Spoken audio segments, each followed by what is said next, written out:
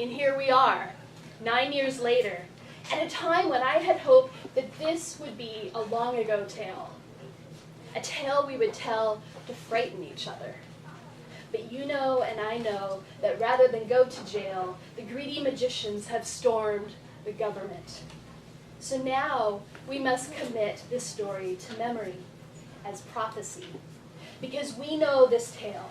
We know what happens when rich people write the rules to get richer.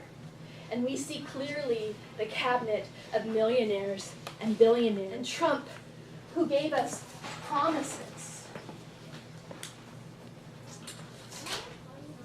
that he'd go after the banks, but those promises have quickly wilted. And what few regulations we might have in the Dodd-Frank Act of 2010, the Volcker Rule, that's about all this tremendous puffing, well, Trump has already signed an executive order to begin that unraveling with a key magician, Gary Cohn, looking over his shoulder. Gary Cohn, who was the president of Goldman Sachs when the economy collapsed, who went on to earn $9.6 million the next year. Gary Cohn, who finally resigned from Goldman Sachs in December to join Trump's Economic Council, with an eye on profits, and the magic tricks to realize them. And Trump is maneuvering to overturn the fiduciary rule scheduled to begin in April. The fiduciary rule is simple, really. Financial advisors must invest retirement funds in the best interest of retirees and not themselves. Seems strange that these advisors would have to be ordered to act as such. But it turns out they were looking out for their own profit to the tune of $17 billion a year. Trump wants this to continue. And now Steven Mnuchin has been confirmed as Treasury Secretary. I'd like to say this is akin to putting the fox in charge of the hen house. Although I have a hen house, and here's the raccoons and coyotes who are murderous, but that's beside the point.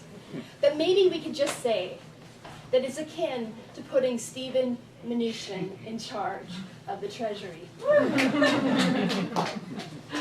Steven Mnuchin profited heavily off the misery of the financial collapse, buying a bank from the federal government on the cheap, foreclosing ruthlessly on thousands of people to puff nearly $2 billion in profit, often using fraudulent practices, backdating, robo-signing, and such.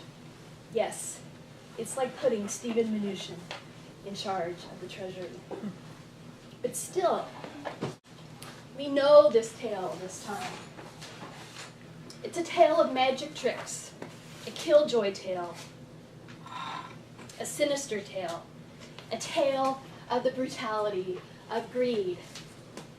We know this tale. We know how the magicians of finance seem to have written most of the people out of the story.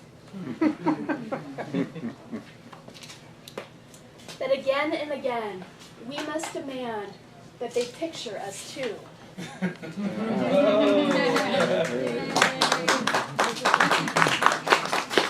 And that they picture us vividly.